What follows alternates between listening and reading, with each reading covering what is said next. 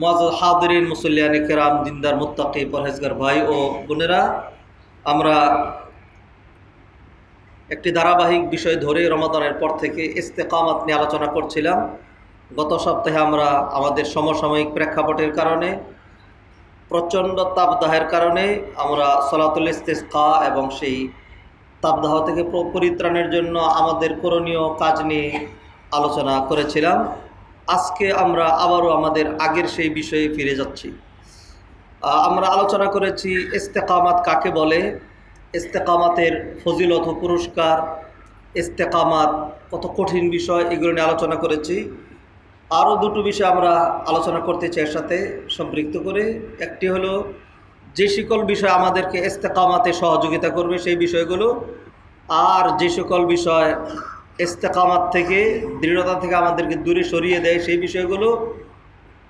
আর পাশাপাশি সাহাবায়ে কেরাম, তাবেঈন, তাবেঈন, সালফে সালেহিন, তাদের ইস্তেকামাতের কিছু নামাযিজ, নমুনা, তারা কীভাবে ইস্তেকামাত করেছিলেন, সেইগুলো অল্প দুই একটি বিষয় আমরা তুলে ধরবো ইনশাল্লাহ। ইস্তেকামাত নেক আমলের উপরে অবিচল, অটল, অনড়, দৃঢ় থাকার নাম। মৃত্যু পর্যন্ত দৃঢ় সংকল্প, পরিকল্পনা, প্রতিজ্ঞা করে রমাদান, শাওয়াল, জিলকাদ, জিলহজ সহ সারা বছর ব্যাপী সবসময় একেবারে আল্লাহ কোরআনে যেমনটি বলেছেন, ওয়াবুদ রব্বাক হাত্তা ইয়াতিয়াকাল ইয়াকিন, মৃত্যু না আসা পর্যন্ত তুমি ইবাদতের উপরেই অবিচল, অটল, অনড়, দৃঢ় থাকবে। বিষয়টি আমরা এই জন্য ধরেছি যে আমার আপনার মধ্যে ইস্তেকামাত থাকে না। আমরা এক সময় খরগোশের মতো খুব জোরে দৌড় দিই, এরপরে ঘুমিয়ে পড়ি। ফলে দেখা যায় খুব ধীর গতিতে যে কচ্ছপ হেঁটে চলে, সেই কচ্ছপও খরগোশকে ফেলে সামনে চলে যায়। তা আমরা ঠিক যেই মুহূর্তে ঘুমিয়ে পড়লাম, ওই মুহূর্তে মালাকুল মউত এসে যদি হাজির হন, তখন আমাদের পরিণতিটা কীরকম হবে? রমাদানে মসজিদ ভর্তি থাকে, রমাদানে দান, সদাকা, আমল, তারাবি, কিয়ামুল লাইল, সিয়াম ইত্যাদি আমরা বিশ্বময় মুসলমানদের প্রতিযোগিতা আমরা খেয়াল করি। ঈদের চাঁদ ওঠার সাথে সাথেই আর নামাজও নাই, হালাল হারামের তমিজ নাই, হায়া, শরম, লজ্জা, আদব, শিষ্টাচারিতা, কালচার, জেন্টালিটি, ভদ্রতা, মুসলিম উম্মাহ সব ছেড়ে দিয়ে অমুসলিম কালচারে, অমুসলিমদের অন্ধ অনুসরণে, অনুকরণে আমরা আমাদের সমাজটাকে, পরিবারকে, দেশটাকে কলুষিত করে ফেলি। দিন ইসলাম এরকম নয়। দিন ইসলাম একটি কমপ্লিট ধর্মের নাম। এটা অন্য কোনো ধর্মের সাথে মিল পড়বে না। এটির এমন কোনো দিক নাই যেখানে রব্বানি গাইডলাইন নেই, কোরআন সুন্নাহর গাইডলাইন নেই। একেবারে মৃত্যু পর্যন্ত ইবাদত একাধারে করার নাম ইস্তেকামাত। এতে আমার আপনার খুব ভয় পেয়ে যাওয়ার সর্বনাশ হয়েছে। ওনারা যেই দিন ধর্মের কথা বলেন, আমি তো ব্যবসায় করতে পারবো না, এরকম না। আপনি ব্যবসা করতে পারবেন, আপনি বিবাহ শাদী করতে পারবেন, আপনি হাসি তামসা করতে পারবেন, আপনি দুনিয়ার যত কাজ একটা মানুষের দরকার, যত কাজ আমরা করছি সবই করতে পারবেন। আপনি ঘুমাতেও পারবেন, নাস্তাও খেতে পারবেন, ভ্রমণও করতে পারবেন, সবই করতে পারবেন। জাস্ট সেখানে আপনার দুটো জিনিস সংযোজন করা লাগবে। একটির নাম হলো ইখলাস, আরেকটির নাম হলো ইত্তেবাউস সুন্নাহ। ঘুমাবেন, 8 ঘন্টায় ঘুম হবে, নেক নিয়তে ঘুমাবেন, নবীজির সুন্নাহ অনুসরণ করে ঘুমাবেন। যেই লোক মোবাইল দেখতে দেখতে, নেট ব্রাউজিং করতে করতে, পাপের সাগরে হাবুডুবু খেতে খেতে আর কুলিয়ে উঠতে পারলো না, হাত থেকে রিমোট অথবা মোবাইলটা পড়ে গেল, ঘুমিয়ে গেল, 7-8 ঘন্টা ঘুমিয়ে উঠল। আর যেই লোক অজু করে ডান কাত হয়ে দোয়া পড়ে, আয়াতুল কুরসি পড়ে, আল্লাহর নামে নেক নিয়তে ঘুমিয়ে পড়ল, দুই লোকের ঘুম একই ঘুম। বরং যিনি অজুসহ আল্লাহর নামে ঘুমালেন, তিনি তার ঘুমের মধ্যে যেই আত্মতৃপ্তি, তার ঘুমের মধ্যে যেই প্রশান্তি, তার ঘুমটা যেরকম সুন্দর ঘুম, মানে অনাকাঙ্ক্ষিত ভয়ঙ্কর মানে স্বপ্ন সে দেখবে না, সুন্দর করে ঘুমিয়ে উঠবে। ফলে যেই লোক পাপ সাগরে হাবুডুবু খেতে খেতে ঘুমালো এবং ঘুমের জন্য কোনো বাইন্ডিংস নেই, সকাল 8টায়, 8:30টায়, 9টায়, 10টায় এমনভাবে উঠলো যেমন মানে কামা ইয়াতাখাব্বাতুহু শাইতানু মিনাল মাস, মনে হয় জিনে ধরেছে, ভূতে ধরেছে, চোখ আধা খোলা, পুরা খোলা না, চাপা, গাল ফুলে গিয়েছে। এরপরে হলো কোনো কিছুর মানে নিয়ম নীতির মধ্যে সে ছিল না, নাই সলাৎ নাই, সিয়াম নাই, উঠার কোনো তরিকা নাই, এমনভাবে যে ওঠে। তো এই লোকের ঘুম কি বেশি নেয়ামত আপনি মনে করেন? নিঃসন্দেহে। যেই লোক মদ খাইয়ে মনে করেন মাতাল হয়ে পড়ে থাকে, যেই লোক হারাম খায়, কুত্তা খায়, শুয়োর খায়, ওই লোকটার এই খাওয়াকে আপনি খাওয়া মনে করেন? যেই লোক নির্লজ্জ বেহায়াপনাত শরীরের অঙ্গ প্রত্যঙ্গ বের করে চলে, এই লোকের এইটাও কি আপনি ভদ্রতার জেন্টালিটি মনে করেন? তাইলে আমরা যেই ইস্তেকামাতের আলোচনা করছি, ওই ইস্তেকামাত কি এমন ইস্তেকামাত যে সর্বনাশ, এই ইস্তেকামাতে আসলে আমার আর কিছুই হচ্ছে না, আপনার সবই হচ্ছে। আপনার মনের কামনা বাসনা সবই চরিতার্থ করতে পারবেন। জাস্ট দিন ইসলাম তো আপনাকে বুঝতে হবে, দিন ইসলাম তো আপনাকে জানতে হবে। হ্যাঁ, শান্তি কাকে বলে, আত্মতৃপ্তি কাকে বলে, মেন্টাল স্যাটিসফ্যাকশন কাকে বলে, এটা দিন অনুসরণ না করলে তো আপনি পাবেন না, দিন অনুসরণ না করলে পাবেন না। একজন চিত্ত বিনোদনের জন্য প্রশ্ন করলেন, তাও টিভিতে, যে ওনার গান শুনতে ইচ্ছা করে, এই জন্য তিনি কিছু গান শুনেন। হ্যাঁ, তা আমি বললাম তো চিত্ত মানে হলো মন অথবা কাল্ব, আর বিনোদন মানে হলো মনকে খুশি দেওয়া, আনন্দ দেওয়া। তো এইটির জন্য তো আল্লাহ সুবহানাহু ওয়া তাআলা সুন্দর ফর্মুলা দিয়েছেন, যেটিতে আপনি আত্মতৃপ্তি পাবেন, শান্তি পাবেন। কেউ যদি পাপ সাগরে হাবুডুবু খেতে চায়, তাহলে চিত্ত বিনোদন কোনো দিনই পেতে পারে না। পাপের পরে মানুষের মনের ভিতরে কোনো দিনে আনন্দ আসে না, নিরানন্দ আসে। আর পাপের যে পরিণতি, শাস্তি, পানিশমেন্ট, সেটা তো আরও জঘন্য হয়। যেই পানিশমেন্ট আজকে বিশ্বময় আমরা যৎসামান্য হলেও দেখতে পাচ্ছি। আল্লাহ সুবহানাহু ওয়া তাআলা আমাদেরকে মাফ করেন। মুআজ্জাজ হাদিরিন, চর্বি তো চর্বণ আর করতে চাই না। ইস্তেকামাত নিয়ে এই সমস্ত কথা অনেক বলেছি। আজকে যে সকল বিষয় আমাদেরকে ইস্তেকামাতে সহযোগিতা করে সেই দিকে যেতে চাই। জাস্ট একটা পয়েন্ট রিপিট করলাম, সেটা হলো যে ইস্তেকামাত মানি এটি নয় যে আজ থেকে আমার সব বাদ দিয়ে দিতে হবে, কিছুই বাদ দিতে হবে না। আপনার যেটি আপনার সাথে যায় না, যেটা আপনার মান শান স্ট্যাটাসের সাথে মানে এটা উপযোগী না, শুধু সেইটাই বাদ দিবেন। একটা কুকুর নর্দমা থেকে খেতে পারে, তো এখন আপনি যদি সেই নর্দমায় কুকুরের সাথে নাক ডুবিয়ে খেতে চান, আর এইখানে বাধা দিলে আপনি মনে করেন সর্বনাশ করছে। কেন? আপনার ডাইনিং টেবিল আছে, আপনাকে ভালো খাবারের কথা বলি, আপনার জন্য পুষ্টিকর খাবার আছে, আপনার জন্য পনির আছে, আপনার জন্য দুগ্ধ খাবার আছে, গোশত আছে, পাক করা খাবার আছে, আপনি ওইটাকেই কুকুরের সাথে এখানে জীবনযাপন করতে চান, ওইটা তো আর কোনো জীবনের নাম না। তো ভালোটা তো চিনতে হবে, ভালোটা তো বুঝতে হবে। আল্লাহ সুবহানাহু ওয়া তাআলা মানুষকে সম্মানিত করে সৃষ্টি করেছেন, লাকাদ কাররামনা বানি আদম। অতএব এমন কোনো কিছু আল্লাহ সুবহানাহু ওয়া তাআলা মানুষের জন্য অনুমোদন দেননি যেটা তার মান শান ক্ষুণ্ণ করবে। যেগুলো তার মান শান স্ট্যাটাস, তার রুচি, এগুলোর সাথে যায়, সেটি আল্লাহ সুবহানাহু ওয়া তাআলা অনুমোদন করেছেন। মানুষ আশরাফুল মাখলুকাত, তার আকলের কারণে মদ খেয়ে ব্যাককলের মতো পড়ে থাকবেন, এটা কি কোনো মানে কোনো বুদ্ধিমানের কথা হলো? আল্লাহ সুবহানাহু ওয়া তাআলা আমাদেরকে কথাগুলো বুঝার তৌফিক এনায়েত করেন। মুআজ্জাজ হাদিরিন, যে ইস্তেকামাত নিয়ে আমরা এতদিন আলোচনা করেছি, কিভাবে এই ইস্তেকামাতের উপরে থাকা যাবে। ইস্তেকামাতের উপরে কি কিছু মানুষ নাই, কিছু মানুষ কি ছিল না? তারা কিভাবে পেরেছেন? আমি আর আপনার কেন পারছি না? পারার জন্য কিছু উপায় উপকরণ, কিছু তরিকা পদ্ধতি, কিছু শিক্ষা দীক্ষা, কিছু পয়েন্ট আজকে সংযোজন করতে চাই। নাম্বার 1, আল ইস্তিআনাতু বিল্লাহ। আল ইস্তিআনাতু বিল্লাহ, আল্লাহর সাহায্য চাওয়া, আল্লাহর সাহায্য প্রার্থনা করা। যে কোনো বিষয়ে আপনি আল্লাহ থেকে সাহায্য নেবেন। আল্লাহ সুবহানাহু ওয়া তাআলা কোরআনে বলেছেন, ইস্তাঈনু বিস-সাবরি ওয়াস-সালাহ, আল্লাহর কাছে সাহায্য চাওয়া। সাহায্যের পদ্ধতি আল্লাহ বলেছেন সলাত এবং সবরের মাধ্যমে। আল্লাহর কাছে সাহায্য চাইতে হবে। সলাত এই জন্য আল্লাহ সুবহানাহু ওয়া তাআলা শিখালেন, তুমি বলবা ইয়াকা না'বুদু ওয়া ইয়াকা নাস্তাঈন। আল্লাহ আপনার ইবাদত করে আপনার কাছেই সাহায্য চাই। যে কোনো বিষয়ে আল্লাহর কাছ থেকে সাহায্য চাওয়া এটা ইবাদত, আল্লাহর কাছ থেকে সাহায্য পাওয়া এটা নিয়ামত।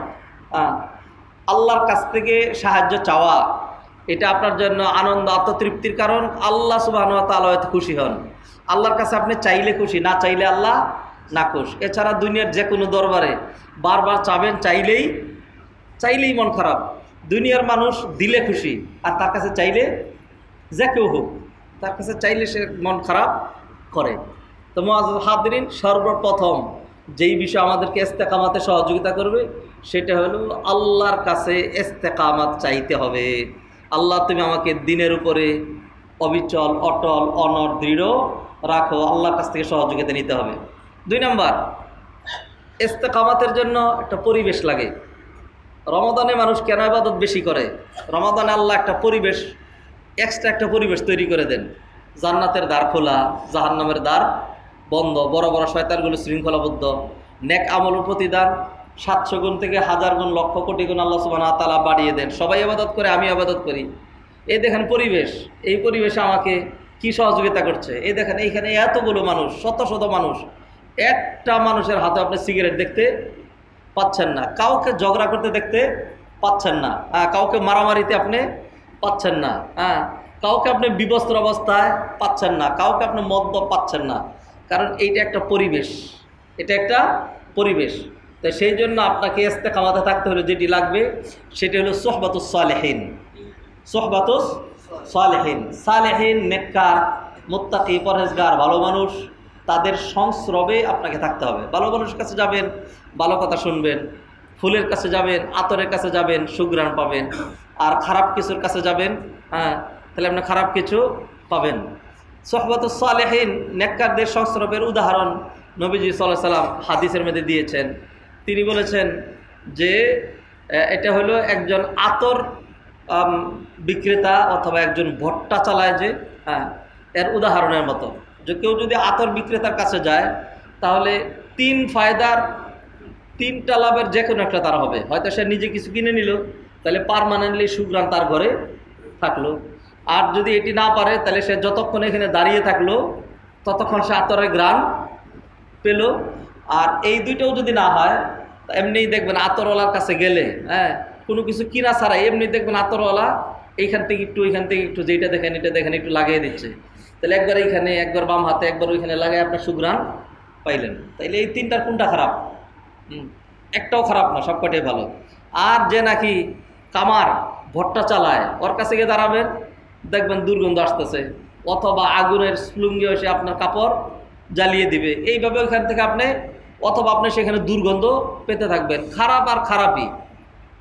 শেখ সাদি রহিমাহুল্লাহ একবার তিনি এটা একটা জ্ঞানের কথা আর কি, একটা মাটির টুকরাকে দেখলে, দেখতে মাটির মতোই, মাটির মতো একটা পুঁতি দুর্গন্ধময় একটা গন্ধ থাকে, মাটির একটা গন্ধ থাকে, ফসলের ঘাসের এগুলির একটা গন্ধ থাকে। এক এক এলাকার এক একটা নর্দমার কাছে দিয়ে গেলে, যেখানে ময়লার ডিপো, আবর্জনার ডিপো, সেখানে একটা গন্ধ থাকে। যেখানে পেশাব পায়খানার জায়গা, সেখানে একটা গন্ধ থাকে। এক একটার এক এক রকম বৈশিষ্ট্য থাকে। ফুলের দিক দিয়ে গেলে, ফুল বাগানে বা ধরেন কি বলে রজনীগন্ধা, রাতে এক ধরনের গ্রান ছড়ায়, হাসনা হেনা আরেক রকম গ্রান, গোলাপ ফুল আরেক রকম গ্রান, এগুলি ছড়িয়ে থাকে। তো তাহলে তিনি উদাহরণ দিলেন, ওই মাটিটাকে তিনি দেখলেন, দেখে বললেন যে মাটি, তোমাকে তো দেখতে মাটির মতোই মনে হচ্ছে, কিন্তু এত সুঘ্রাণ কোত্থেকে আসলো? তো তুমি তো নাকি মাটি না, নাকি মৃগনাভি, নাকি কস্তুরী, নাকি অন্য কোনো কিছু। তো তখন এটা শেখ সাদি তার জ্ঞানের কথা তিনি তার কবিতা আকারে তুলে ধরেছেন। তখন শেখ সাদি বলছেন, মাটি আমাকে উত্তর দিল, বুগুফতামান গিলে নাচি যে বুদাম, ওলেকিন মুদ্দাতে বাগুল নাশাস্তাম, জামালে হাম নাসি দরমান আসরকার ওয়াগার নামান হামা খা খাম খি হাসতাম। শেখ সাদি গিলে নাচি যে বুদাম, আমি হইলাম একটা পুঁতি দুর্গন্ধময় মাটি, ওলেকিন মুদ্দাতে, কিন্তু একটা সময় বাগুল নাশাস্তাম, আমি ফুলের সংস্রবে ছিলাম। জামালে হাম নাসি দরমান আসরকার, আমার যে বন্ধু, সেই বন্ধুর ঘ্রাণ আমার মধ্যে এসছে। ওয়াগার নামান হামা খাকাম কে আসতাম, নতুবা আমি যেরকম খাক মাটি মাটি, আমি যেই মাটি তুমি দেখছো, আমি আসলে ওই মাটি। সম্মানিত ভাইয়েরা, ভালো মানুষের কাছে গেলে, ভালো মানুষের সাথে থাকলে আপনি ভালো কথা শুনবেন। অথবা ধরেন ভালো মানুষের সাথে আড্ডা দিচ্ছিলেন, চা খাচ্ছেন, হঠাৎ করে আজান চলে আসলো, তখন বলবো যে চলেন একটু আগে চলে যাই, আমার অজু নাই, মসজিদে গিয়ে অজুটা করবো, এরপর একটু সময় পেলে 2 রাকাত সালাত আদায় করবো। আর আপনার অজু থাকলে আপনি এসির ভিতরেই বসলেন, একটু আরামে বসলেন, একসাথে জামাতের সালাতটা আদায় করে আসি, তারপরে আমরা বসে কাজকর্ম করবো, সুন্দর। আর যদি খারাপ মানুষের সাথে থাকেন, যদি মসজিদে আজান হয়ে যায়, কাছে থাকে, তখন বলবো যে সর্বনাশ, আজান দিয়ে দিছে, এখানে এখানে মানুষজন আসা যাবে না, এখানে থাকা যাবে না, চলেন অনেক দূরে কোথাও চলে যাবে।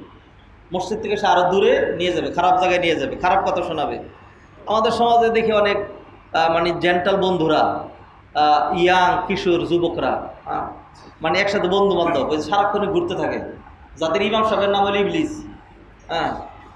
তো এইগুলি আজীব রকম। মাঝে মধ্যে আমি এদের অবস্থা দেখে এরকম দাঁড়ায় থাকি, দেখি দেখি কি করে, দেখি কি সুন্দর একজনের সাথে বন্ধু, খুব সুন্দর বন্ধু চলছে একসাথে, মানে প্রথম কথাটাই শুরু করে হেদ তোর মায়েরে, এটা দিয়ে কথা বলতেছে, আবার একসাথে চলতেছে।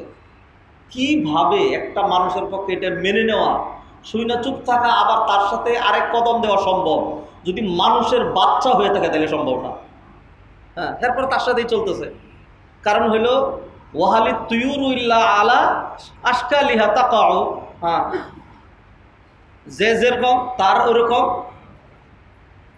আরবিতে বলা হয় আনিল মার ইলা তাসআল ওয়াসআল আন কারিনিহি, লোকটা কেমন এটা জানার দরকার নাই, তার বন্ধুটা কেমন এটা জেনে নাও। ধরেন একটা ছেলের কাছে মেয়ে বিয়ে দিবেন, তো ছেলের সম্পর্কে জানার খুব কিউরিওসিটি। একটা মেয়েকে বিবাহ করাবেন, মেয়েটা কীরকম খুব কিউরিওসিটি, তো জানার পলিসি পাচ্ছেন না। দরকার কি? এই মেয়ের ব্যাপারেও জানার দরকার নাই, এই ছেলের ব্যাপারেও জানার দরকার নেই। এই ছেলের বন্ধু বান্ধবের ব্যাপারে জানেন, এই মেয়ের বান্ধবীদের ব্যাপারে জানেন, তাইলেই বোঝা হয়ে যাবে। তো ভাইজান কাদের সাথে চলেন, কাদের সাথে উঠা বসা করেন? বন্ধু তো প্রথম গালিটাই আপনার মাকে নিয়ে, আপনার বোনকে নিয়ে, আউযুবিল্লাহি মিনাশ শাইতানির। এগুলি সমাজে অহরহ চলছে। বুঝানোর জন্য কথাগুলো যৎসামান্য একটু টান দিলাম, এটাও কি এখানে মুখ থেকে উচ্চারণ করা যায়? উচ্চারণ তো করা যায় না। মুআজ্জাল হাদিরিন, সেই জন্য যদি মনে করেন যে মৃত্যু পর্যন্ত ইবাদতের উপরে অবিচল অটল অনড় থাকবেন, তাহলে এই সমাজে যাদেরকে আপনার বেশি ঘৃণা হয়, এই সমাজে যাদেরকে একদম সহ্যই করতে পারেন না, যাদেরকে বিভিন্ন উপাধি কোয়ালিটিতে গুণাগুণে বিভূষিত করে থাকেন আপনার ভাষায়, ওদের সাথেই চলা লাগবে। কারণ ওদের দৌড় কোন পর্যন্ত? মসজিদ পর্যন্ত। মোল্লার দৌড় মসজিদ পর্যন্ত। আমাদের সমাজে একটা লোক ডিসকোয়ালিফাইড হওয়ার জন্য, নিন্দনীয় হওয়ার জন্য, পরিত্যাজ্য হওয়ার জন্য এটি যথেষ্ট যে তার মুখে দাঁড়িয়েছে। ডাক্তার হোক, ইঞ্জিনিয়ার হোক, ধরেন আপনি আপনার মেয়ের জন্য, এক নম্বর হলো আপনি আপনার মেয়ের জন্য এটা চয়েস করবেন না। দুই নম্বর হলো যদি ভুলে চয়েস করে ফেলেন যে একটা ইঞ্জিনিয়ার পেয়েছি, খুব ভালো চাকরি টাকরি সবই ভালো আছে, একটাই যে বিপর্যয়, একটাই যে সমস্যা, আরে বেচারা জেনারেল লাইনে পড়েও মুখে করে এই বড় বড় দাড়ি রেখেছে। তাহলে আপনি যদি মুত্তাকি হয়ে থাকেন, তাইলে কোনোভাবে ইনি ঘুরে টুরে পরামর্শ দিবেন, আচ্ছা ঠিক আছে তুমি তো দাড়ি রাখবাই, দাড়ি তো রাখতেই হবে, তবে একটা দাড়ির একটা সাইজ আছে না, এটাকে একটু একটু ওরকম করে এরকম করে নিয়ে আসো, অথবা আরে রেখো বাবা, অন্যের মাধ্যমে রেখো বাবা, আর বিবাহের কয়েকদিন পরে রাখো না, তোমার সামনে বিবাহ সাথে আছে, মানুষ সাথে সুন্দর করে, এই কিরে তুই তার একশো তোর কাছে কেন মেয়ে দিব, তোর বিয়ে করাইতে পারবো। এগুলো হলো গার্ডিয়ানদের বক্তব্য ছেলেদেরকে নিয়ে।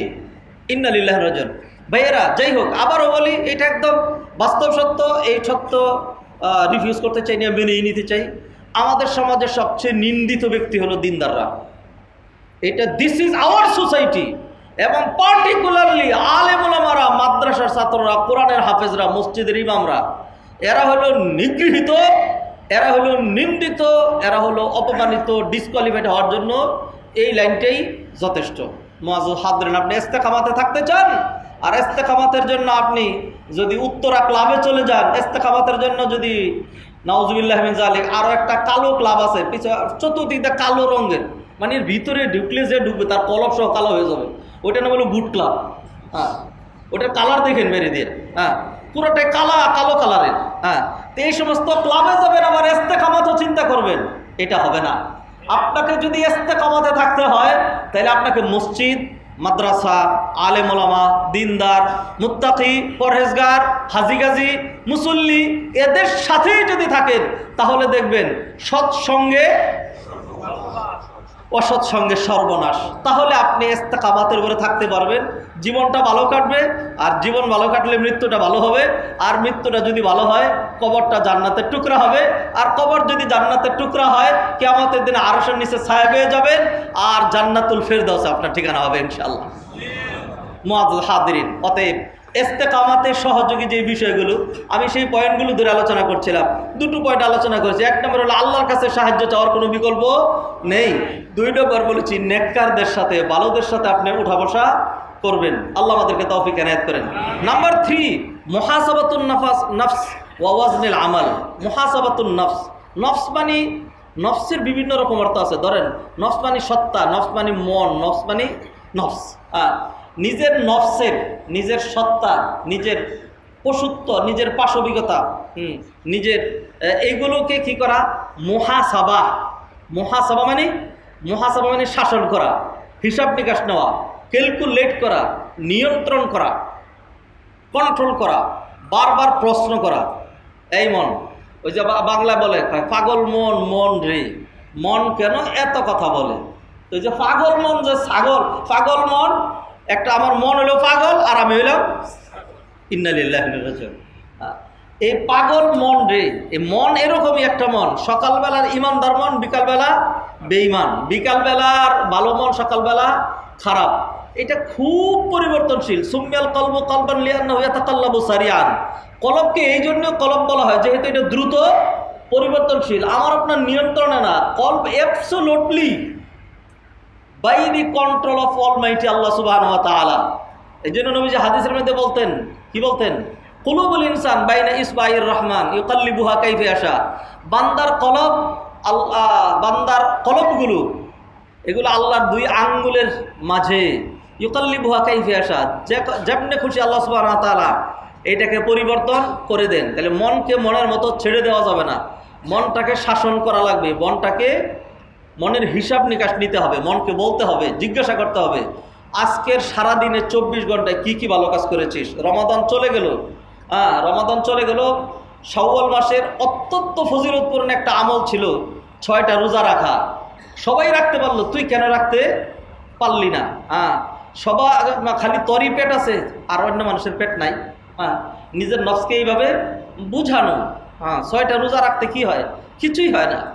রোজা রাখা, যারা আমরা রোজা অনুশীলন করেছি, আমরা এটা পরীক্ষা করে দেখেছি, 1000বার পরীক্ষা করে দেখেছি।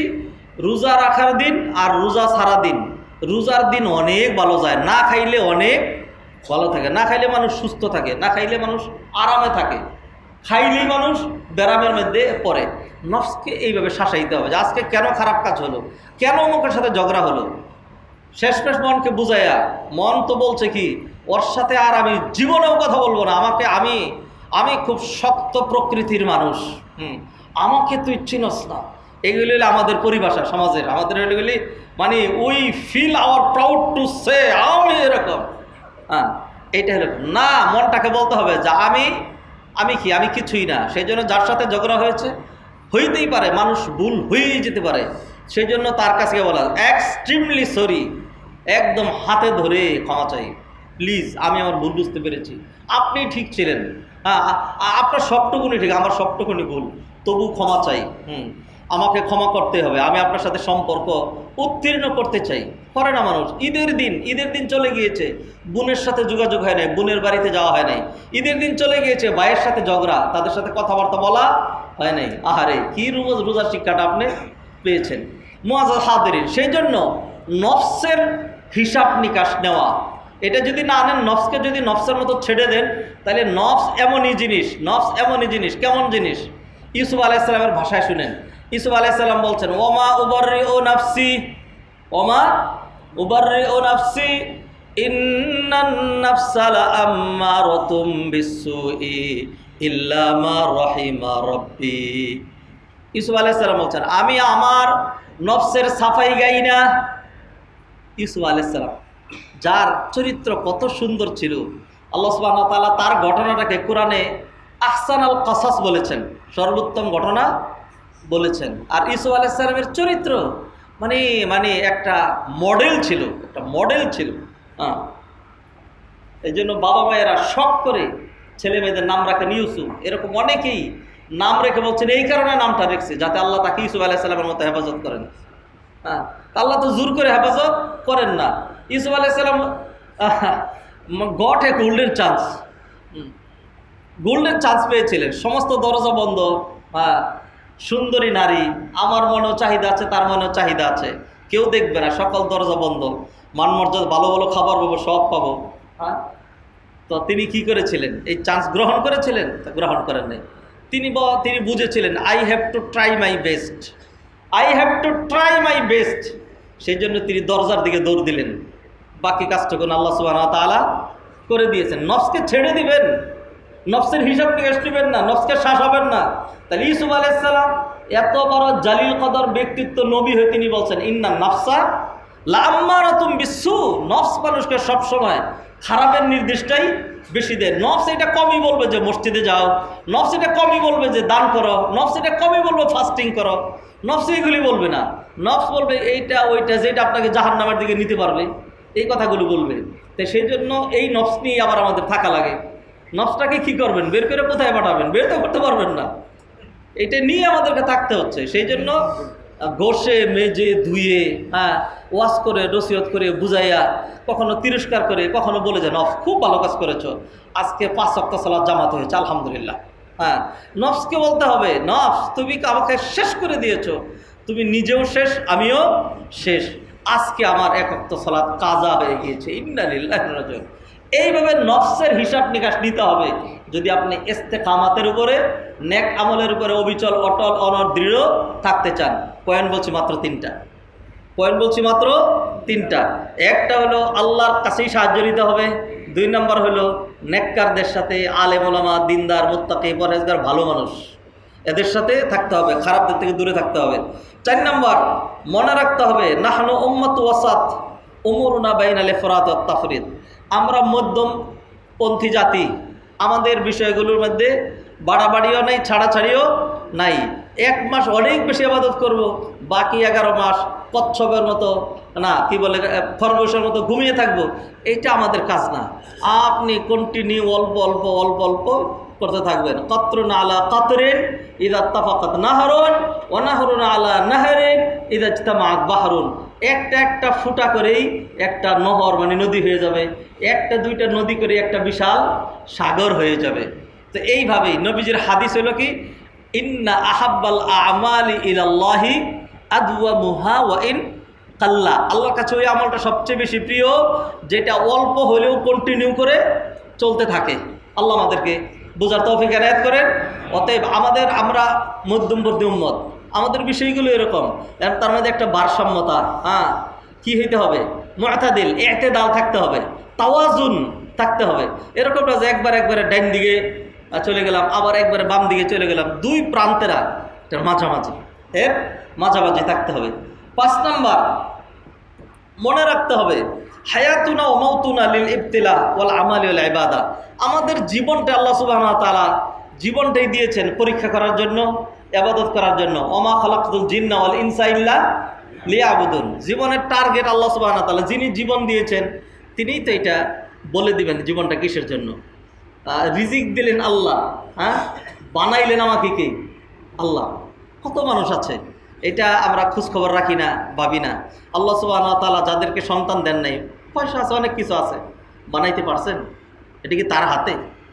কত মানুষ বহুত চেষ্টা করছেন আর একটা বাচ্চাও যেন না হয়, হ্যাঁ, ঠেকাইতে পারছেন? ঠেকাইতে পারেন না।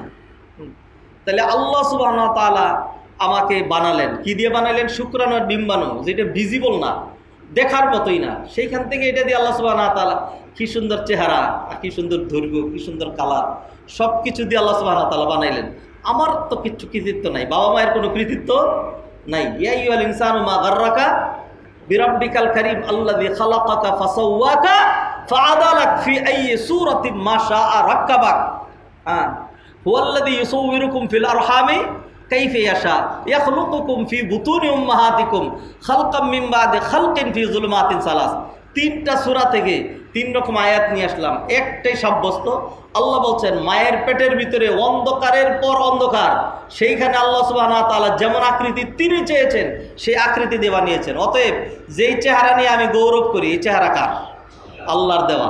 যে শক্তির কারণে আমার এত মানে গর্ব অহংকার, আর এত কি বলে যেই মানে কাউকে মানুষকে মানুষ মনে করি না, যা মনে করছি এইটা আল্লাহর পক্ষ থেকে দেয়া। এই মুহূর্তে আমরা যারা এখন দুর্বল হয়ে গিয়েছি, বৃদ্ধ হয়ে গিয়েছি, এক সময় যৌবন আমাদের ছিল, এটা প্র্যাকটিক্যাল আমরা দেখতে পাচ্ছি, ওই শক্তি এখন আর নাই। অতএব ও যুবক, তোমারও ওই দিন আসছে এবং তোমার উপরে এরকম একটি দিন অতিক্রান্ত হয়েছে।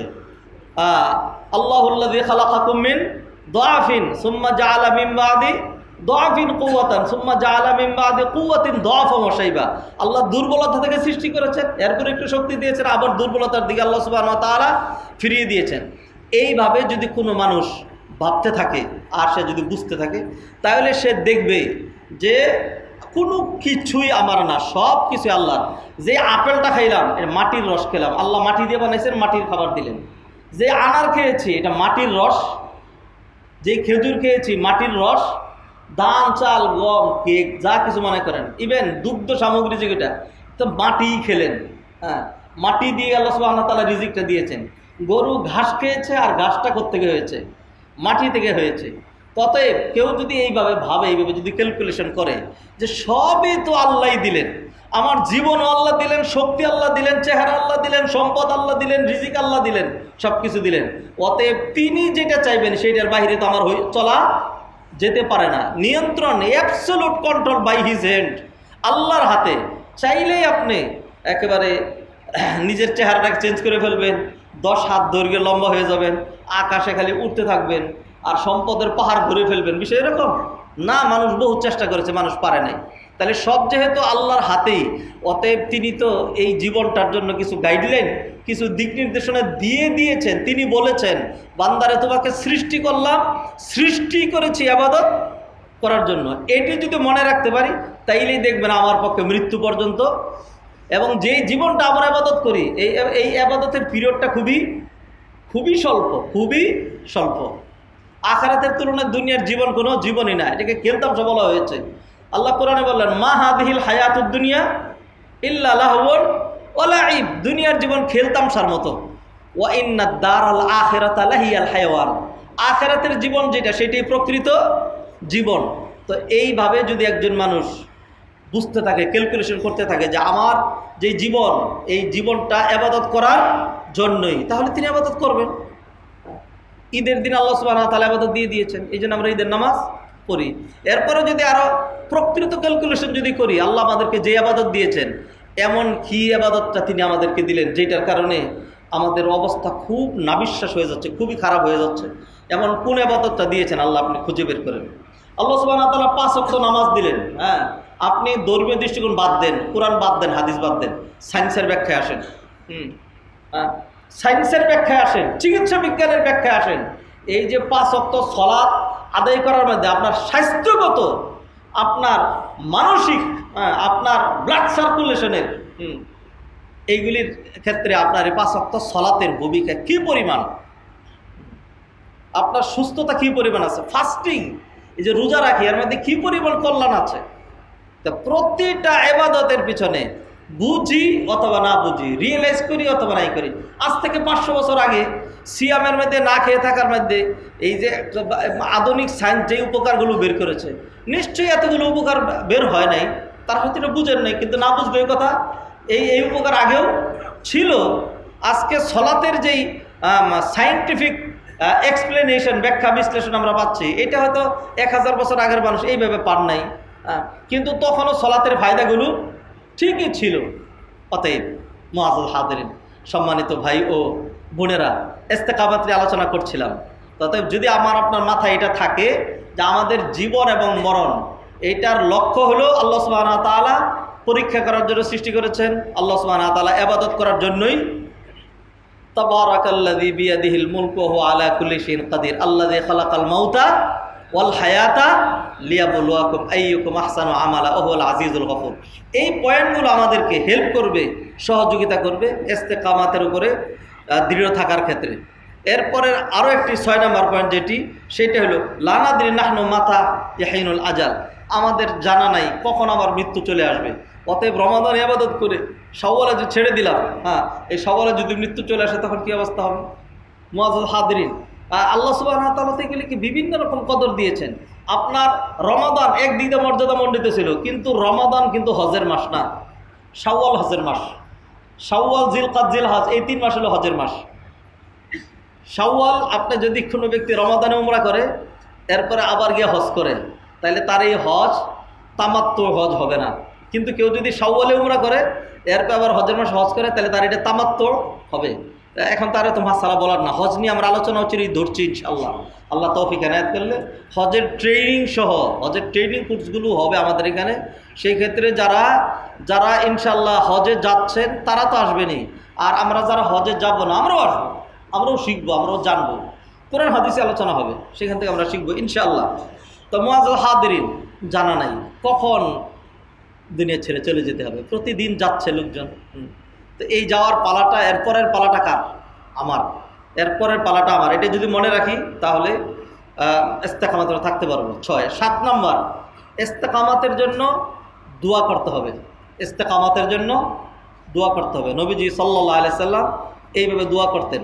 হ্যাঁ, আল্লাহ সুবহানাহু ওয়া তাআলার কাছে বলতেন, আল্লাহুম্মা ইয়া মুকাল্লিবাল কুলুব সাব্বিত কলবি আলা দীনিক। হে কলবের পরিবর্তনকারী, কলবকে পরিবর্তন করে দিও না, হেদায়েত থেকে দূরে সরিয়ে দিও না। আমার কলবকে তুমি দ্বীনের উপর প্রতিষ্ঠিত রাখো, অবিচল, অটল, অনড়, দৃঢ় রাখো। তো আল্লাহকে ডাকতে হবে, আল্লাহকে ডাকতে হবে, আল্লাহকে বলতে হবে। 8 নম্বর, আন-নাদামু ওয়াত-তাওবাতু আলা তাকসিরি ওয়াল গাফলা ওয়ারতিকাবিল মাআসি। হ্যাঁ, সবসময় পাপ হয়ে গেলে লজ্জিত হতে হবে, তওবা করতে হবে। ত্রুটির জন্য, গাফলাতের জন্য, গুনাহ করার জন্য নিজেকে আল্লাহর কাছে ক্রন্দন করা লাগবে, কান্নাকাটি করা লাগবে। ভুল হয়ে যেতে পারে, ভুল হয়ে গেলে পরক্ষণেই তওবা করা, আবার আল্লাহর কাছে আল্লাহ আর করব না। এরকম মানুষের 1000বারও ভুল হয়ে যেতে পারে। এরকম মানুষ খুবই কম পাওয়া যাবে যিনি একবার তওবা করছেন, জীবনে আর পাপ করেন নাই। এরকম মানুষের সংখ্যাই বেশি যিনি বারবার তওবা করেছেন, তারপরে আবার ওনার তওবা কি হয়েছে? ভঙ্গ হয়েছে।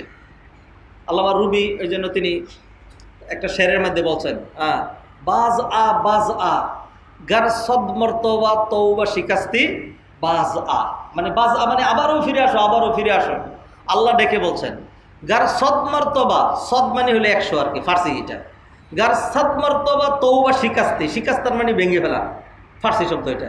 যদি 100 বার তওবা ভঙ্গ করে থাকো, আবারও ফিরে আসো।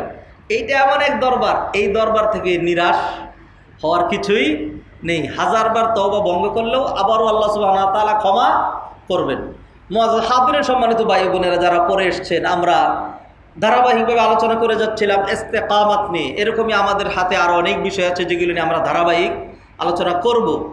তো ইস্তেকামাতের বিষয়টা আমরা শেষ করে দিয়ে জিলহজ মাস, হজ, ওমরা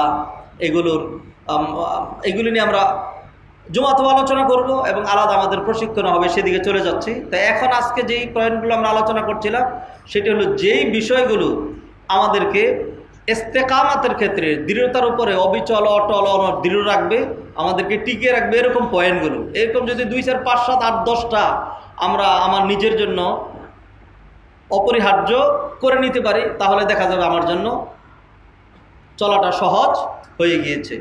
তারপরে হলো 9 নম্বর, ইস্তেগনাম খামস কাবলা খামস। 5টা জিনিসের আগে 5টা জিনিসকে গনিমত মনে করা।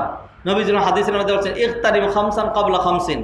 5টা জিনিসকে গনিমত মনে করবা, মানে বড় নেয়ামত মনে করবা। তার মধ্যে একটা হলো শাবাবাকা কাবলা হারামিক, বার্ধক্যের আগে যৌবনকালকে। বার্ধক্যের আগে যৌবনকালকে, যৌবনে যা করা যায় বার্ধক্যে তা করা যায় না। তো এখন যুবকরা যদি বলে যে এই জন্যই তো যৌবনকালটা খুব খারাপভাবে আমরা কাটাচ্ছি, তো খারাপভাবে কাটানোর জন্য না, এটা হলো ভালোভাবে কাটানোর জন্য। এটা হলো golden period of your life.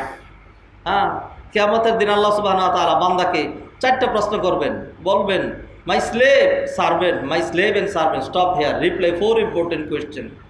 হ্যাঁ, এবং ডিপেন্ড ইউর জান্নাত অর জাহান্নাম, your destination upon your reply. তোমার উত্তরের উপর নির্ভর করবে কোথায় যেতে চাও, জান্নাত নাকি জাহান্নামে। তার মধ্যে একটা প্রশ্ন হলো আন শাবাবিহি ফিমা আফনা, তার যৌবনকালটা কিভাবে ব্যয় করেছে। এটা পার্টিকুলার একটা প্রশ্ন হবে। এই কারণে যে যৌবনকালটাকে ঠিকমতো কাটিয়ে দিতে পারে তার জন্য বাকিটা সহজ, আর পুরস্কারও বড়। নবীজি বললেন, ভিআইপি 7 শ্রেণীর ব্যক্তিকে কিয়ামতের দিনে আরশের নিচে ছায়া দেওয়া হবে। তার মধ্যে এক শ্রেণী হলো শাবুন নাশআ ফি ইবাদাতিল্লাহ, ওই যুবক যে তার যৌবনকাল ইবাদতের মধ্যে কাটিয়েছে। তো যুবকরা যদি এটা মনে করে যে আমার যৌবনকালটা একটা গনিমত, একটা নিয়ামত, আমার যৌবনকালের পুরস্কারটা অনেক বড়, অতএব যৌবনকাল কয়দিন? অল্প কয়েকদিন। গত সপ্তাহে অথবা তার আগের সপ্তাহে বলছিলাম মানুষের যৌবন 15 থেকে 35 পর্যন্ত। হ্যাঁ, তো সেই জন্য আমাদের সমাজের মানুষ এটা বুঝছে, এই জন্য বিয়ে করে 42 বছর বয়সে, হ্যাঁ 38 বছর বয়সে, 36 বছর বয়সে। 30-এর পরে কেউ বিয়ে করতে চাইলে তার পাছায় পিটনি দেওয়া উচিত। কিসের বিয়ে বেটা? হ্যাঁ, বিয়ে করবি তো 30-এর পরে কেন? হ্যাঁ, রবীন্দ্রনাথ ঠাকুর কয় বছর বয়সে বিয়ে করছে? কবি নজরুল ইসলাম কত বছর বয়সে বিয়ে করেছে? বাংলাদেশে আরো বড় বড় মনীষী, নাম নিচ্ছি না, আপনাদের অনেকের অ্যালার্জি হইতে পারে, নাম নিলাম না, সবাই আগেই বিয়ে করেছেন। এই জন্য তারা মানুষ ছিলেন, তারা সমাজকে কিছু দিতে পেরেছেন। আর আমরা অমানুষ হয়ে নিজের চরিত্র নষ্ট করে বিয়ের যখন প্রয়োজন নেই তখন আমরা বিয়ে করি। এই কারণে আমাদের যৌবনকাল খারাপে কাটে বেশি, খারাপে কাটে বেশি। এই জন্য যৌবনকালটাকে গনিমত মনে করতে হবে। গনিমত মনে করার জন্য তো গনিমতের ওই সুযোগও লাগবে, ওই সুযোগও লাগবে। আপনি যৌবনে বিয়ে করতে দিবেন না। 22 বছর বয়সের ছেলে যদি বিয়ে করতে চায় তাহলে গোষ্ঠী সবাই বলে হ্যাঁ কি কয়, এখনো তো নিজের পায়ে দাঁড়ায় নাই। একটা টার্গেট ঠিক করেন। একজন বলে যে হুজুর এখনো হয় নাই, চাকরি হয় না, বয়স কত? 32। হ্যাঁ 32 এখনো তারাই হয় না। তা আপনার যদি 40 বছর বয়সেও আপনার যদি অর্থনৈতিক স্ট্যাবিলিটি যেটা চাচ্ছিলেন এটা 40-এও আসলো না, তাহলে বিয়ে করেন না। তাহলে রিক্সাওয়ালা, দিনমজুর, ঠেলাওয়ালা, ভ্যানওয়ালা, তরকারিওয়ালা, মাছওয়ালা, সাধারণ গরিব মানুষগুলো, এবং এদের সংখ্যাই তো আমাদের সমাজে বেশি, তাহলে তারা বিয়ে করবে না। আল্লাহ আমাদেরকে মাফ করুন। মুআজ্জাজ হাদিরিন, বলছিলাম আমরা কিভাবে ইস্তেকামাতের উপরে অবিচল, অটল, অনড় থাকতে পারি। সেই জন্য 5টা জিনিসকে গনিমত মনে করতে হবে। একটা হলো যৌবনকাল, 2 নম্বর হলো হায়াতাকা কবলা মাউতিক, মৃত্যু চলে আসার আগে এই জীবনটাকে গনিমত মনে করতে হবে। মৃত্যু চলে আসলে আর আফসোস করে কোনো লাভ। হাত্তা ইদা জাআ আহাদাহুমুল মাউতু ক্বালা রব্বিরজিউন লাআল্লি আমালু সালিহান ফিমা তারাক, আল্লাহ তখন বলবেন কাল্লা, নেভার, ইন্নাহা কালিমাতুন হুয়া কাইলা, যথেষ্ট সুযোগ দেওয়া হয়েছে, আর একটু সুযোগ চাচ্ছ, কোনো সুযোগ আর দেওয়া হবে না। এমন সময়ে তুমি চলে আসছো, ওয়ালা ইউআখিরুল্লাহু নাফসান ইদা জাআ আজালুহা, মৃত্যুর সময় হয়ে গেছে, 1 সেকেন্ড অবকাশ দেওয়া হবে না। সিহহাতাকা ক্বাবলা মারাদিক, সুস্থ আছি, অসুস্থতার আগে এটাকে গনিমত মনে করেন। অসুস্থ তো যে কোনো মুহূর্তে হয়েই যেতে পারেন। মানুষ অসুস্থ হলে একটা হসপিটালে শুয়ে থাকবে না, মসজিদের জামাতে যাবে। হ্যাঁ, উঠতেই পারতেছে না, সে 5 ওয়াক্ত নামাজই ঠিকমতো পড়তে পারতেছে না, তাহাজ্জুদ সে কখন পড়বে? তো এই জন্য যখন সুযোগ আছে তখন করা লাগবে। মানুষ মনে করে যে না আমি করবো একবারে বৃদ্ধ হয়ে। তো তুমি যদি জীবনে বৃদ্ধ নাই হও, নাকি দুনিয়ার সকল মানুষ বৃদ্ধ হয়েছে? হয় নাই তো। এই জন্য যখন সময় আছে তখন এটাকে কাজে লাগাতে হবে। যদি কাজে লাগানো হয় তাহলে অসুস্থতায় পড়ে জীবন চলে গেলে যদি আর ইবাদতের সুযোগ না হয় অসুবিধা নেই, আল্লাহ সুবহানাহু ওয়া তাআলা তাকে প্রতিদান দিয়ে দিবেন। বুখারীর হাদিসে নবীজি সাল্লাল্লাহু আলাইহি ওয়াসাল্লাম বলছেন, ইদা মারিদাল আবদু আও সাফারা কুতিবা লাহু মা কানা ইয়ামালু মুকিবান সহিহান, একজন ব্যক্তি যদি সফরে চলে গেল, সফর কষ্টের, আও মারিদা অথবা অসুস্থ হয়ে গেল, ফলে সে জামাতে নামাজ পড়তে পারলো না, তাহাজ্জুদ পড়তে পারলো না, মসজিদে যেতে পারলো না,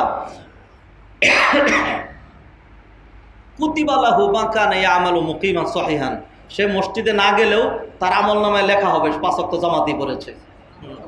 আল্লাহু আকবার। তাহাজ্জুদ না পড়লেও তাকে তাহাজ্জুদের সওয়াব দিয়ে দেওয়া হবে, যেহেতু সে সুস্থতার সময় এটাকে গনিমত মনে করেছিল। মুআজ্জাজ হাদিরিন, অতএব যখন সময় আছে এই সময়টাকে যদি কাজে লাগাইতে চাই তাইলেই না আমার ইস্তেকামাত হবে, তাইলেই না অন্য সময় আমি সাহায্য পাবো। তাহলে এই পয়েন্টটাও আমাদেরকে সহযোগিতা করছে।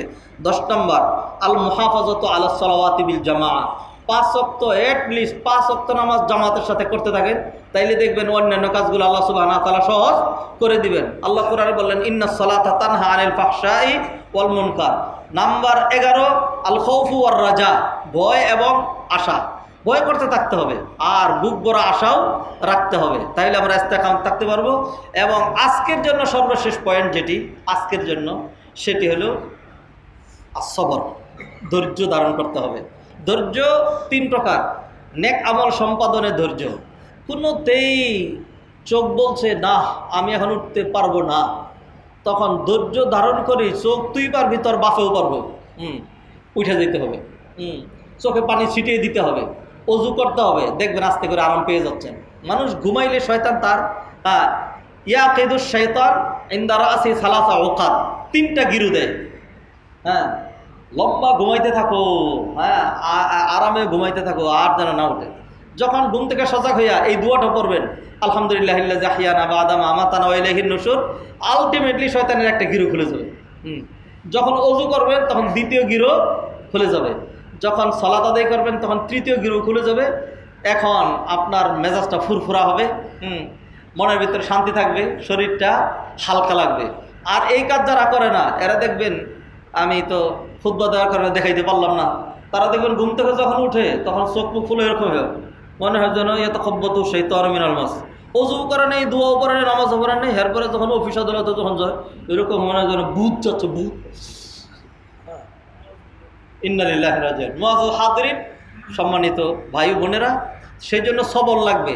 নেক কাজ আদায় করতে একটা সবর লাগে, এটাকে বলে আস-সাবরু আলা তাআ। আর একটা হলো পাপ থেকে বেঁচে থাকার জন্য সবর লাগবে। মনটা পাপের দিকে টানে, তো মনটাকে এইখানেই থামায় দিতে হবে যে না, নো হেড, সামনে যাওয়ার কোনো সুযোগ নাই, এইখানেই থামায় দিতে হবে। আরেকটা সবর যেটা সবচেয়ে সহজ, কোনো সবরই সহজ না, মানে কম্পারেটিভলি ওই 2 সবরের তুলনায়, সেটা হলো বিপদ আপদ যদি চলে আসে তখন বিচলিত না হয়ে ধৈর্য ধারণ করতে হবে। যে কোনো রকম বিপদ আপদ হইতে পারে। ওয়ালা নাবলুওয়ান্নাকুম বিশাইইম মিনাল খাউফি ওয়াল জু'i ওয়া নাকসিম মিনাল আমওয়ালি ওয়াল আনফুসি ওয়াত তামারাত ওয়া বাশশিরিস সাবিরিন আল্লাযীনা ইযা আসাবাতুহুম মুসিবাতুন ক্বালু ইন্না লিল্লাহি ওয়া ইন্না ইলাইহি রাজিউন উলাইকা আলাইহিম সালাওয়াতুম মির রাব্বিহিম ওয়া রাহমা ওয়া উলাইকা হুমুল মুহতাদুন। মুআজ্জাজ হাদিরিন, সেজন্য আসুন, রমাদানেই আমরা দিনদার ছিলাম না, আমরা শাওয়ালেও দিনদার ইনশাআল্লাহ। রমাদানে রোজা রেখেছি, শাওয়ালেও রোজা রেখেছি এবং রাখবো। শাওয়ালে রাখবো, জিলকদে রাখবো, জিলহজে রাখবো। রমাদানে দান করেছি, এখনো দান করব। রমাদানে তারাবি সহ পড়েছি, এই মাসে আমাদের তারাবি নেই, তারাবি করবো না, 5 ওয়াক্ত সালাত তো আমাদের আছে। তো এইভাবেই আমরা আমাদের মানে একটা স্ট্রং প্রমিস, একটা দৃঢ় প্রত্যয় আমার আপনার, সেটা হলো এই জীবনের সবই চলে গেছে। বিশেষ করে আমার বয়সের, আমার চেয়ে বেশি বয়সের যারা, তাদের কোন জিনিসটা বাকি আছে? বাড়ি, গাড়ি, মিল, ফ্যাক্টরি, ইন্ডাস্ট্রি, চাকরি, হ্যাঁ, আর আরাম, আয়েশ, ভ্রমণ, এইটা সেটা সবই তো পেয়েছি। এখন খালি একটাই বাকি আছে, সেটা হলো ঈমানের সাথে দুনিয়া থেকে চলে যাওয়া। আল্লাহ সুবহানাহু ওয়া তাআলা আমাদেরকে তৌফিক এনায়েত করেন। আকুলু কওলি হাযা ওয়া আস্তাগফিরুল্লাহ লি ওয়া লাকুম ওয়া লিসাইরিল মুসলিমিন ফাস্তাগফিরুহু ইন্নাহুল গফুরুর রহিম।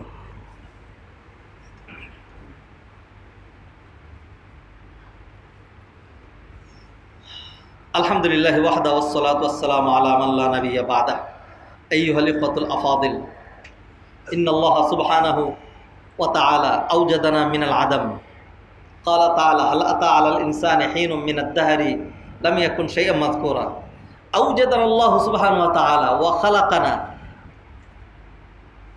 লিআজলি আহদাফ শাত্তা, লিআজলি ইস্তাহদাফাল্লাহু সুবহানাহু ওয়া তাআলা হাদাফান নবীলা ওয়া গরাদান জামিলা আলা ওয়া হুয়া আন নুসবিতা উবুদিয়্যাতাহু সুবহানাহু ওয়া তাআলা ফি হায়াতিনা কুল্লিহা। ক্বালা তাআলা আহাসিবান নাসু আন ইউতরাকু আন ইয়াকুলু আমান্না ওয়া হুম লা ইফতানুন। ওয়া ক্বালা তাআলা আল্লাযী খালাকাল মাউতা ওয়াল হায়াতা লিয়াবলুয়াকুম আইয়ুকুম আহসানু আমালা। ওয়া ক্বালা তাআলা ওয়া জাআলনা বা'দাকুম লিবা'দিন ফিতনা ফাহায়াতুনা লিল ইবতিলা আলাইনা আন নাফুজ ওয়া আলাইনা আন নাতাসাবাকা ইলাল খাইরাত ফালিল মুতাসাবিক ইলাল খাইরাত জান্নাতুন আরদুহাস সামাওয়াতু ওয়াল আরদ। ক্বালা তাআলা ওয়াসারি'উ ইলা মাগফিরাতিন মির রাব্বিকুম ওয়া জান্নাতিন আরদুহাস সামাওয়াতু ওয়াল আরদু উ'ইদ্দাত লিল মুত্তাকিন। وصلوا على النبي البشير فإن الله سبحانه وتعالى أمرنا بالصلاة والتسليم على النبي صلى الله عليه وسلم فقال إن الله وملائكته يصلون على النبي يا أيها الذين آمنوا صلوا عليه وسلموا تسليما اللهم صل على محمد وعلى آل محمد كما صليت على إبراهيم وعلى آل إبراهيم إنك حميد مجيد وارض اللهم عن الخلفاء الراشدين أبي بكر وعمر وعثمان وعن علي رضوان الله تعالى عليهم أجمعين وعنا معهم بكرمك وجودك وإحسانك يا أرحم الراحمين. اللهم أعز الإسلام والمسلمين وأذل الشرك والمشركين والكفر والكافرين ودمر أعداءك أعداء الدين واجعل بلدنا بنغلاديش وبلدان جميع المسلمين آمنا مطمئنا رخاء سخاء يا رب العالمين. نسألك اللهم من الخير كله ونعوذ بك اللهم من الشر كله. اللهم أحسن عاقبتنا في الأمور كلها وأجرنا من خزي الدنيا وعذاب الآخرة. মাওদুল্লাহ দয়াময় মেহেরবান আল্লাহ, মেহরবানি করে আপনি আমাদেরকে মাফ করে দেন। আপনি আমাদের জীবনের সমস্ত গুনাহগুলো মাফ করে দেন। রব্বুল আলামিন ইচ্ছা অনিচ্ছা যত গুনাহ করেছি সমস্ত গুনাহ থেকে তওবা করছি, মেহরবানি করে আপনি আমাদের তওবা কবুল করুন। তওবার উপর অবিচল অটল দৃঢ় থাকার তৌফিক এনায়েত করেন। রব্বুল আলামিন আপনার যে সকল নেককার বান্দারা তাদের জীবনটা ইস্তেকামাতের উপরে নেকামলের উপরে অতিক্রান্ত করেছেন, রব্বুল আলামিন আপনি আমাদেরকে তাদের মতো তৌফিক এনায়েত করেন। রব্বুল আলামিন রমাদানে যেইভাবে আমরা দিনদারি মেনটেন করেছি, রব্বুল আলামিন বছরের 12টি মাস এইভাবেই দিনের উপরে রব্বুল আলামিন আপনি আমাদেরকে টিকে থাকার তৌফিক এনায়েত করেন। রব্বুল আলামিন মেহরবানি করে আপনি আমাদের সর্বশ্রেণীর সবাইকে হেদায়েত করে দেন। আমাদের মধ্যে যারা অসুস্থ সবাইকে সুস্থতা দান করেন। রব্বুল আলামিন অনেকেই দোয়া চেয়েছেন, রব্বুল আলামিন অনেকে তাদের আত্মীয় স্বজনের জন্য দোয়া চেয়েছেন। বিশেষ করে আমান গ্রুপের রফিক ভাই, তিনি তার বাবাকে নিয়ে সিঙ্গাপুরে চিকিৎসাধীন আছেন। মেহরবানি করে তার পিতাকে আপনি পূর্ণ সুস্থতা দান করেন। রব্বুল আলামিন মেহরবানি করে আপনি তার পিতাকে পূর্ণ সুস্থতা দান করেন। রব্বুল আলামিন তিনি আমাদের মসজিদের বড় একজন ডোনার।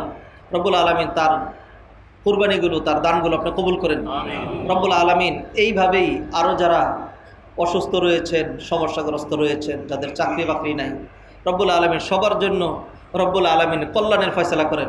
রব্বুল আলামিন যাদের মেয়ে বড় হয়েছে সৎ পাত্রের ব্যবস্থা করে দেন। রব্বুল আলামিন যাদের ছেলে বড় হয়েছে নেককার পাত্রের ব্যবস্থা করে দেন। যাদের চাকরি নাই হালাল জীবিকার পথ তাদের জন্য প্রশস্ত করে দেন, চাকরির ব্যবস্থা করে দেন, ব্যবসার ব্যবস্থা করে দেন। রব্বুল আলামিন আপনি আমাদেরকে রহমতের বৃষ্টি দিয়ে ধন্য করেন।